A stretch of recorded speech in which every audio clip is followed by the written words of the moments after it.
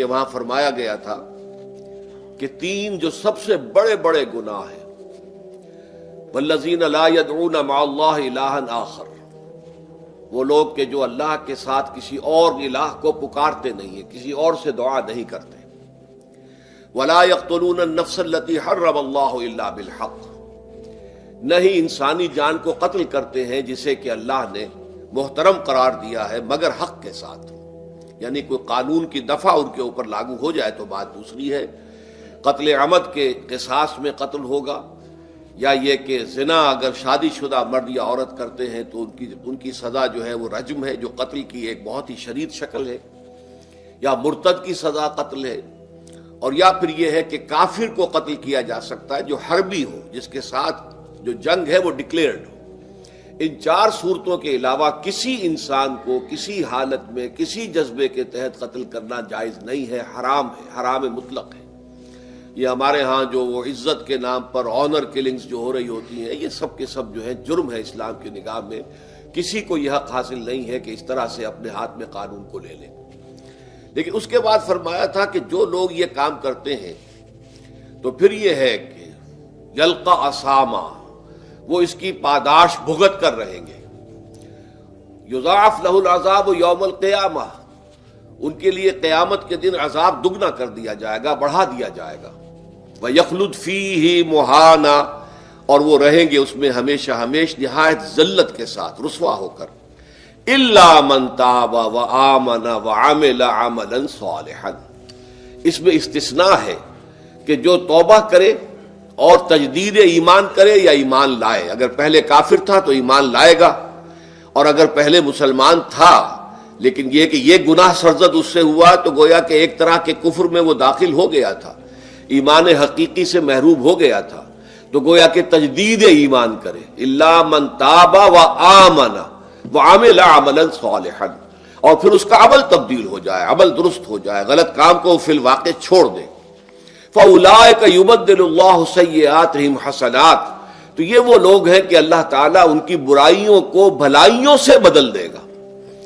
یہ بات جو ہے بہت بلند ہے، اس میں اللہ تعالیٰ کی طرف سے وعدہ جو ہو رہا ہے کہ فاولئک یبدل اللہ سیئاتہم حسنات وکان اللہ غفورا رحیما ومن تاب وعمل صالحا، پھر دوبارہ تکرار کے ساتھ یہ بات آ چکی ہے، جو توبہ کرے اور پھر عمل اچھا کرے، فإنہ یتوب الی اللہ متابا، تو وہ ہے جو حقیقت میں توبہ کرتا ہے اللہ کی جناب میں جیسے کہ توبہ کرنی چاہیے، عمل میں کوئی تبدیلی نہ ہو، اور توبہ کی تسبیح ہوتی رہے، استغفر اللہ ربی من کل ذنب واتوب الیہ، آپ نے 10 تسبیحیں کر لی، 1000 مرتبہ کہہ لیا، یہ سب زیرو ہے اللہ کی نگاہ میں۔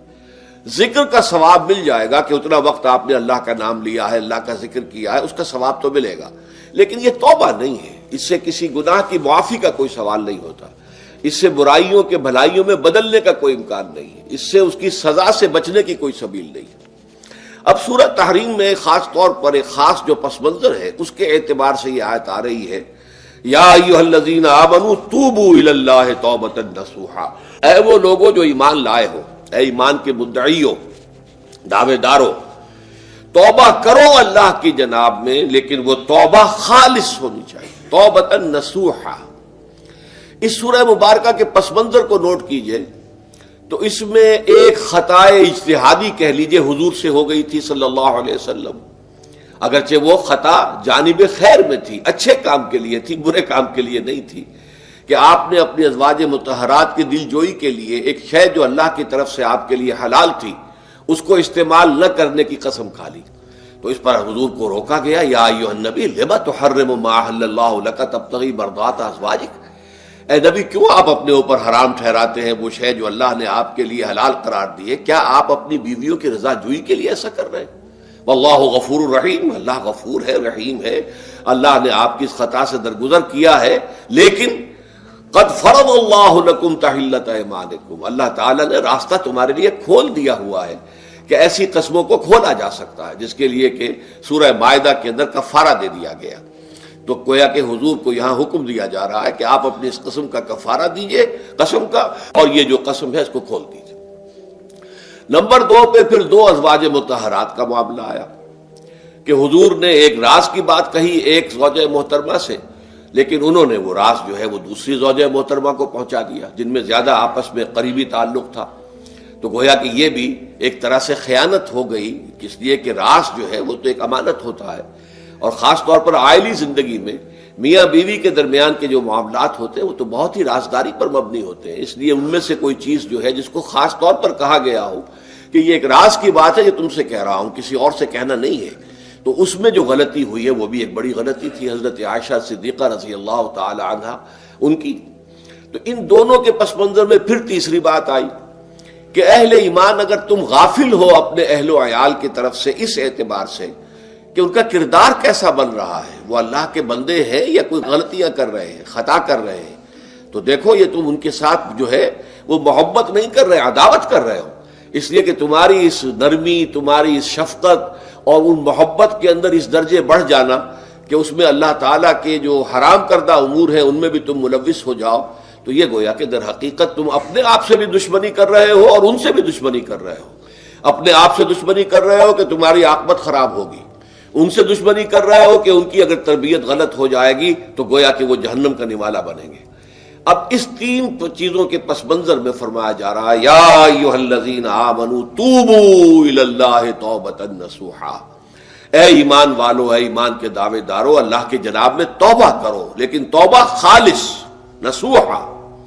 پہلی بات تو یہ جانیے، یہ میں نے بھی یقیناً پہلے بھی عرض کیا ہوگا لیکن دہرانے میں کوئی حرج نہیں ہے، عربی زبان میں یہ دو الفاظ بہت قریب ہیں، آبا یعوب اوبن اور تابا یتوب توبن یا توبتن.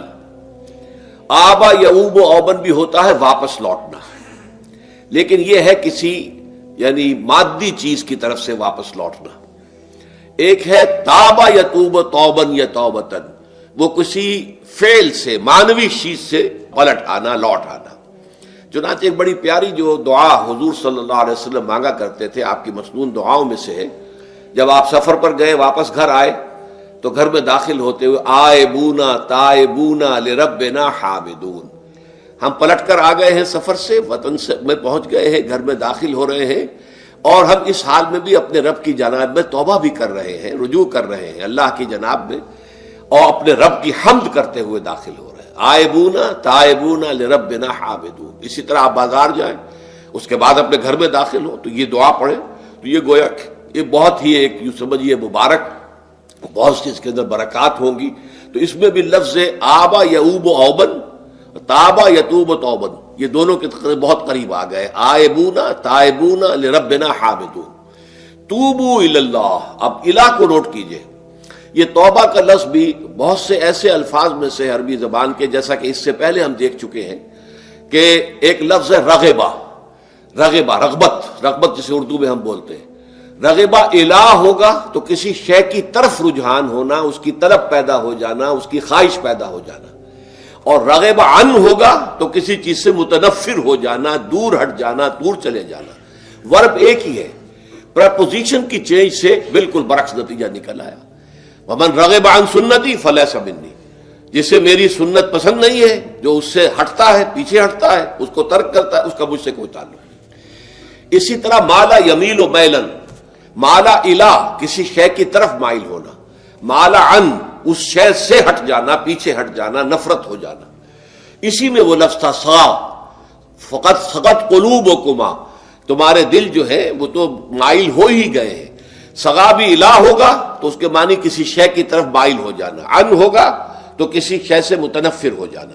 تو وہاں میں عرض کر چکا تھا لقد سقط قلوبکما، تو اے نبی کی دونوں بیویوں، تمہارے دل تو یقیناً اللہ کی طرف مائل ہو چکے ہیں، توبہ کی طرف مائل ہو چکے ہیں، لیکن زبان سے یہ کہتے ہوئے کہ حضور معاف کر دیجئے غلطی ہو گئی، یہ اس میں ذرا حجاب آ رہا ہے.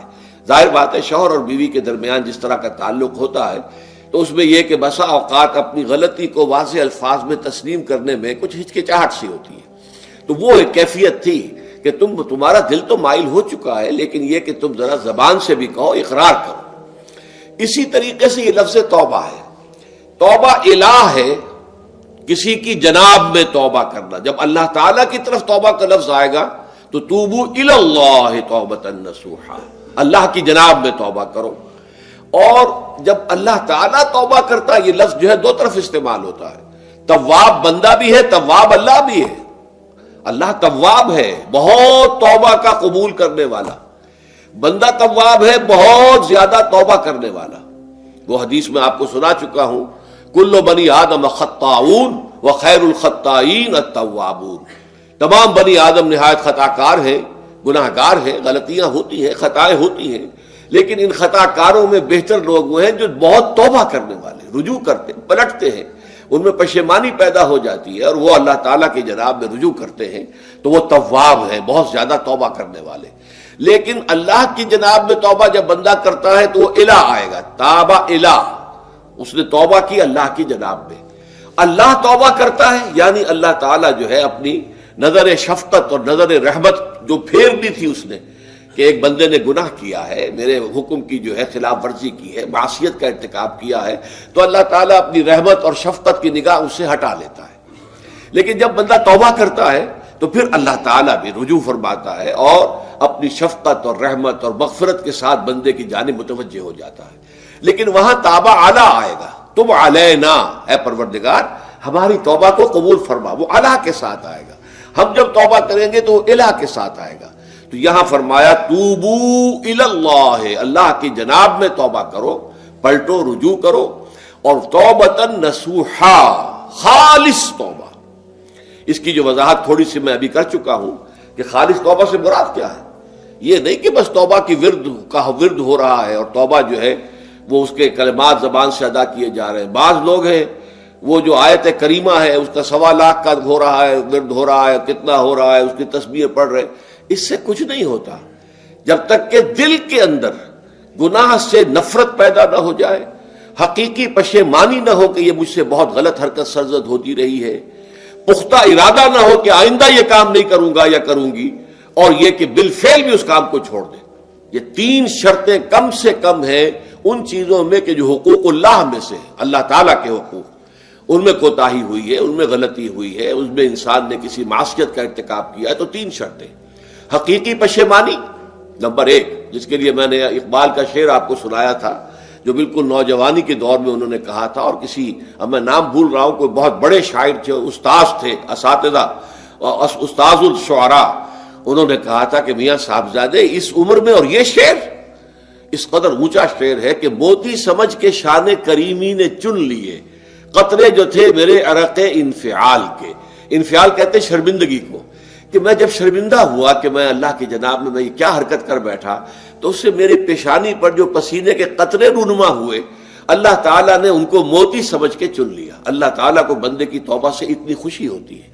وہ حدیث بھی میں آپ کو سنا چکا ہوں کہ تم اندازہ کرو، ایک شخص ہے کہ جو ایک ریگستان میں لقودق صحرا میں سفر کر رہا تھا، اس کا ایک اونٹ تھا جس پر وہ سفر کر رہا تھا، اسی پر اس کا جو بھی راستے کا کچھ کھانا وانا تھا، خوراک تھی، وہ بھی، اس کی پوٹلیاں بھی تھیں اور پانی کی چھاگل بھی بندھی ہوئی تھی۔ تھوڑی دیر کے لیے وہ ایک درخت کے سائے میں بیٹھ گیا استراحت کے لیے، وہ اسی میں آنکھ لگ گئی اس کی۔ اب جب آنکھ کھلی تو دیکھا کہ اونٹ غائب ہے۔ اب اونٹ گویا کہ اس کی زندگی کا واحد سہارا، کہاں جائے گا اب بغیر اونٹ کے؟ اس دوڑا دائیں بائیں، شمال جنوب مغرب مشرق، سب میں کہیں جہاں تک وہ کر سکتا تھا اسے کہیں اونٹ نظر نہیں آیا۔ تو پھر وہ اسی درخت کی سائے میں آ کر بیٹھ جاتا ہے موت کے انتظار میں کہ اب تو موت ہی آئے گی، نہ کھانے کو کچھ، نہ پینے کو پانی، نہ سواری کہ میں کہیں یہاں سے نکل سکوں۔ اچانک دیکھتا ہے کہ وہ اونٹ تو کھڑا ہوا ہے اور وہ سامان بھی موجود ہے۔ تو اس میں فرط مسرت کی وجہ سے خوشی اتنی شدید ہوتی ہے اسے کہ وہ کہنا تو یہ چاہتا ہے اے اللہ میں تیرا بندہ ہوں، تو میرا رب ہے، لیکن وہ کہہ یہ بیٹھتا ہے اے اللہ میں تیرا رب ہوں، تو میرا بندہ ہے۔ یعنی اتنا وہ اپنے اس میں حواس کھو بیٹھتا ہے خوشی کی وجہ سے۔ اتنی ہی خوشی ہوتی ہے اللہ تعالیٰ کو اپنے کسی گناہ گار بندے کی توبہ سے۔ اب آپ اندازہ کیجئے، یہ ہے جو تشبیہ حضور صلی اللہ علیہ وسلم نے توبہ کی عظمت کے لیے بیان کی۔ تو اس کے حوالے سے، اور میں آپ کو فلسفے کے طور پر بھی بتا چکا ہوں کہ بہت بڑی غلطی جو ہے، جیسے ان دونوں صورتوں کا جو مرکزی مضمون میں نے بتایا تھا کہ خاندانی زندگی میں 2 انتہائی کیفیات پیدا ہوتی ہیں، یا میاں بیوی کی موافقت نہیں ہو رہی تو آخری حد ہے طلاق، یا یہ ہے کہ اتنی محبت ہو گئی ہے کہ محبت کی وجہ سے شریعت کی حدود کے اندر رد و بدل ہو رہا ہے۔ تو پہلے کے موضوع کے اوپر سورہ طلاق ہے اور دوسرے موضوع کے اوپر سورہ تحریم ہے۔ تو طلاق کے معاملے میں بھی عیسائیوں سے جو بہت زیادہ غلطی بہت بڑی سرزد ہوئی وہ یہ ہے کہ حضرت عیسیٰ نے یہ فرمایا تھا کہ جو شخص اپنی بیوی کو طلاق دیتا ہے گویا کہ ناحق، وہ گویا کہ اس سے زنا کرواتا ہے، یعنی یہ کہ طلاق ہو گیا اس کو، اب وہ بیچاری جو ہے وہ بے شوہر کے ہے، عام طور پر مطلقہ سے کوئی شادی نہیں کرتا، تو اب اس کے فتنے میں مبتلا ہونے کا امکان موجود ہے، وہ زناکاری پر آمادہ ہو سکتی ہے، تو اس جس شخص نے اسے غلط طلاق دی تھی در حقیقت وہ ذمہ دار ہوگا اس زناکاری کا جو وہ کر رہی ہے۔ یہ اصل میں ایک اخلاقی تعلیم تھی جس کو کہ انہوں نے قانونی سمجھ لیا اور طلاق کا دروازہ بند کر دیا، حالانکہ شریعت موسوی میں طلاق کا راستہ کھلا تھا جیسے شریعت محمدی میں، کہ اگر کوئی صورت ایسی ہے کہ مزاج نہیں مل رہا ہے تو ٹھیک ہے، علیحدہ ہو جاؤ، سیپریشن کا راستہ کھلا ہوا ہے۔ اگرچہ اللہ کو حلال چیزوں میں سب سے زیادہ ناپسند طلاق ہے، اللہ چاہتا یہی ہے کہ یہ بندل بند جائے تو بندہ رہے ساری عمر، لیکن یہ کہ یہ بھی نہیں ہے کہ گھر کے اندر چخ چخ ہوتی رہے، چپکلش چلتی رہے، گھر کے اندر چین نہ رہے، راحت نہ رہے، باہمی اعتماد نہ ہو اور پھر بھی وہ بندل بندہ رکھا جائے، اس کا کوئی فائدہ نہیں۔ تو قانون وہ تھا لیکن اخلاقی تعلیم یہ تھی، جیسے حضور نے فرمایا ابغض الحلال عند اللہ الطلاق، لیکن ساتھ ہی میں نے وہ حدیث بھی آپ کو سنا دی کہ جو شخص اپنی بیوی کی جو بھی اس کی روش ہے اس سے سخت نالاں ہے، شکایتیں کرتا پھرتا ہے دوسروں سے، طلاق نہیں دیتا، تو اللہ تعالیٰ اس کی دعا سنتا ہی نہیں کہ جب میں نے تمہارے لیے راستہ کھلا ہوا تھا وہ تم اختیار نہیں کر رہے۔ تو یہی معاملہ در حقیقت عیسائیوں نے اس حد تک بڑھایا کہ حضرت آدم اور حوا سے جو خطا ہو گئی تھی وہ خطا جو ہے وہ تو ہر انسان دنیا میں جو آتا ہے تو خطا کار ہے، وہ اپنے آباء و اجداد، اپنے اماں حوا اور اپنے ابا آدم کی خطا لے کر اپنے ساتھ پیدا ہو رہا ہے، تو گناہ گار ہے۔ Man is sinful from the very birth. اب اس کا کیا علاج ہو؟ پھر وہ تو اس کا علاج ڈھونڈا کہ اللہ نے اپنا اکلوتا بیٹا زمین پر بھیج کر اور اسے ان لوگوں کی طرف سے کفارہ بنا لیا کہ جو ہمارے اس بیٹے پر ایمان لے آئے۔ یہ سارا عقیدہ بناء فاسد علی الفاسد کیوں ہوا؟ کہ توبہ کے بارے میں تصور ان کا غلط ہو گیا۔ اللہ قرآن مجید نے واضح کیا کہ غلطی تو ہوئی تھی حضرت آدم و حوا سے، شیطان کے بہکانے میں آ گئے تھے، لیکن یہ کہ پھر انہوں نے توبہ کی، اللہ نے تاب علیہ، اللہ نے اس کی توبہ قبول فرما لی۔ فتلقى آدم من ربہ کلمات فتاب علیہ، تو آدم نے اپنے رب سے کچھ کلمات سیکھ لیے، پشیمانی تو ہو گئی تھی، شرمندگی ہو گئی تھی، لیکن الفاظ نہیں مل رہے تھے، کن الفاظ میں اللہ کی جناب میں توبہ کروں۔ اللہ کی کمال شفقت کے اللہ نے وہ الفاظ بھی انہیں تلقین کر دیے جو سورہ اعراف کے اندر بیان ہوئے ہیں، ربنا ظلمنا انفسنا وان لم تغفر لنا وترحمنا لنکونن من الخاسرین، اللہ نے توبہ قبول فرما لی، فتاب علیہ۔ اب جو بچہ پیدا ہو رہا ہے نسل آدم کا، وہ کوئی اپنے جد امجد جو ہے حضرت آدم اور حضرت حوا کے گناہ کی پوٹ لے کر نہیں آتا ہے، وہ تو کل مولود یولد علی الفطرہ، فطرت الاسلام پہ پیدا ہوتا ہے۔ تو توبہ کی در حقیقت جو عظمت اور حقیقت ہے ہمارے دین میں، اس کو نہ سمجھنے سے بھی بہت بڑی غلطیاں لوگوں سے ہو جاتی ہے، اور تاریخ انسانی میں اتنی بڑی بڑی غلطیاں ہوئی ہیں۔ طلاق کے معاملے میں بھی عیسائیوں نے پھر یہ کیا کہ سوائے اس کے کوئی شکل نہیں ہے کہ بیوی زنا کار ہو تو پھر تو طلاق ہو جائے گی، سیپریشن ہو جائے گی، لہذا جو طلاق دینا چاہتے تھے وہ ایسے مواقع پیدا کرتے تھے کہ بیوی زنا کرے، یا یہ کہ جھوٹی گواہیاں فراہم کرتے تھے زناکاری کی اور پھر اس سے چھٹکارا حاصل کرتے تھے۔ اس کے بغیر چھٹکارا حاصل کرنے کی کوئی شکل نہیں تھی۔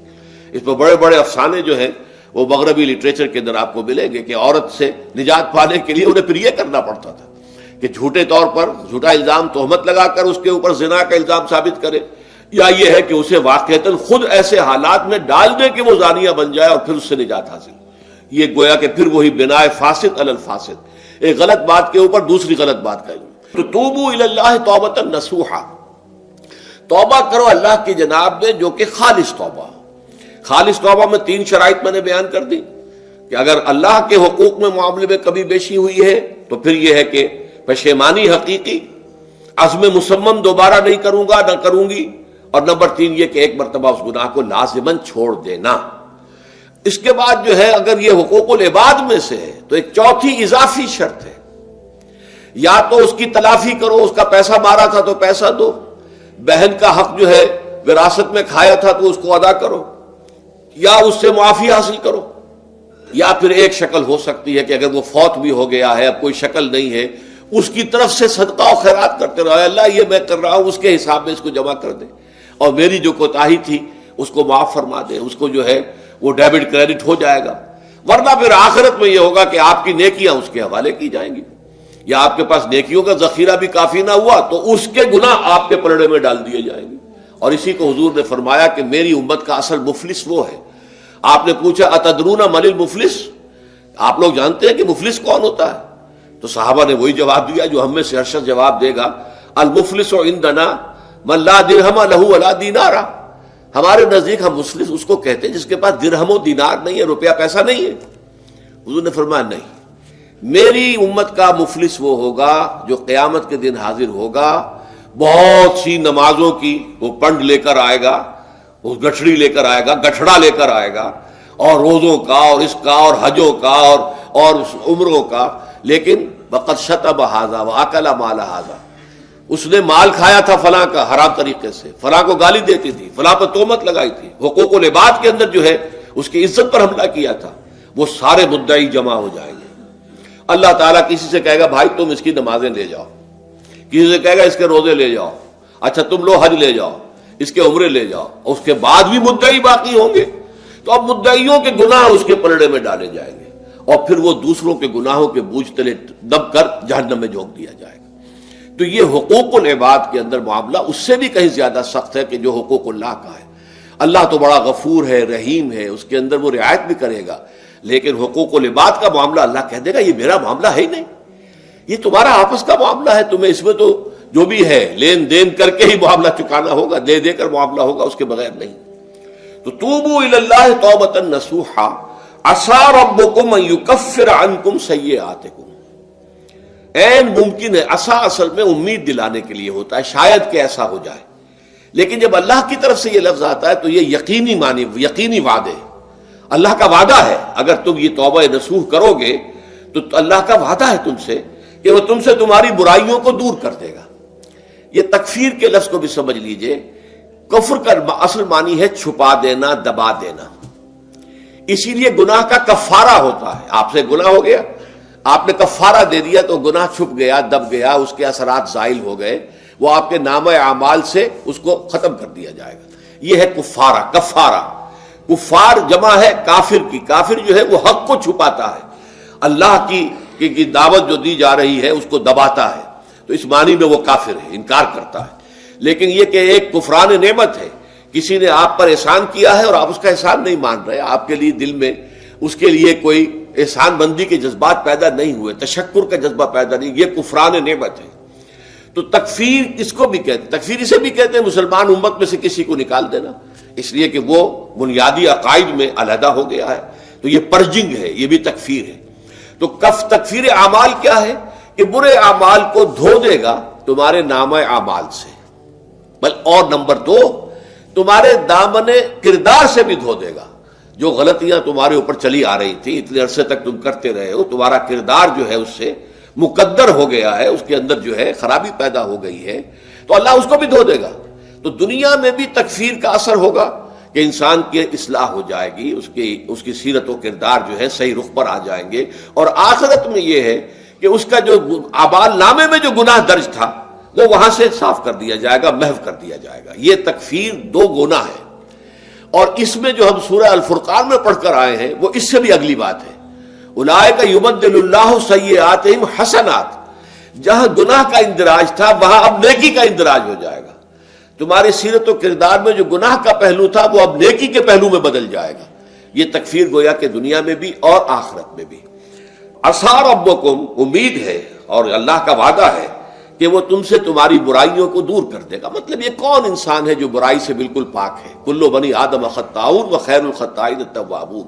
توبہ کرو، توبہ نصوح کرو، اللہ تعالیٰ دھو دے گا. تمہارے دامن کردار سے بھی داغ اور دھبے صاف کر دے گا اور تمہارے اعمال نامے سے بھی. وَيُدْخِلَكُمْ جَنَّاتٍ تَجْرِي مِن تَحْتِهَا الْأَنْهَارُ، اور تمہیں داخل کرے گا ان باغات میں جن کے نیچے یا جن کے دامن میں ندیاں بہتی ہوں گی.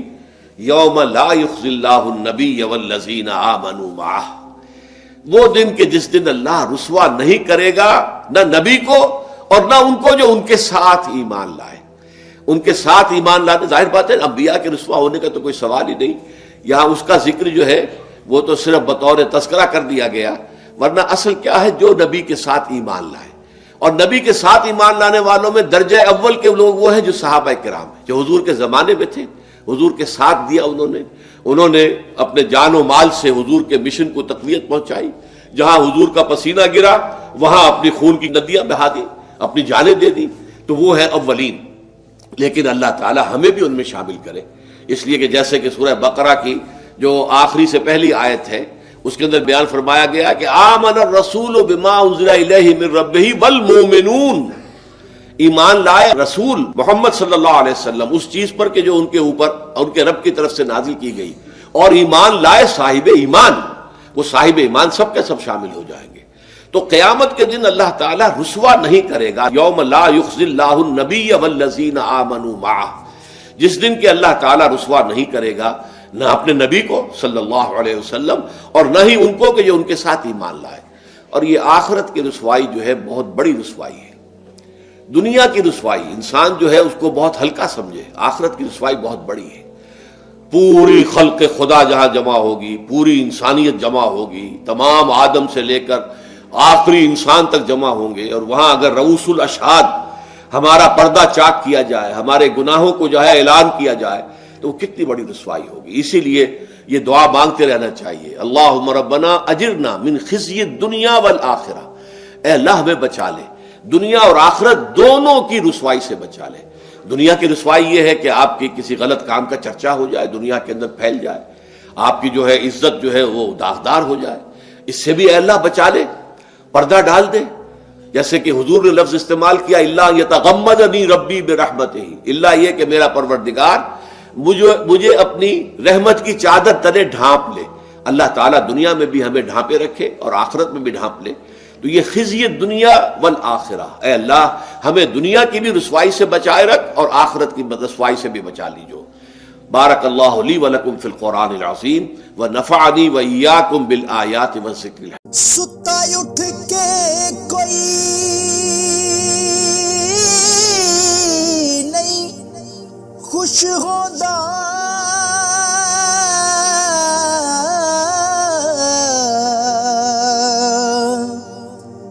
بڑے ستے جگا کے میں ویکھیا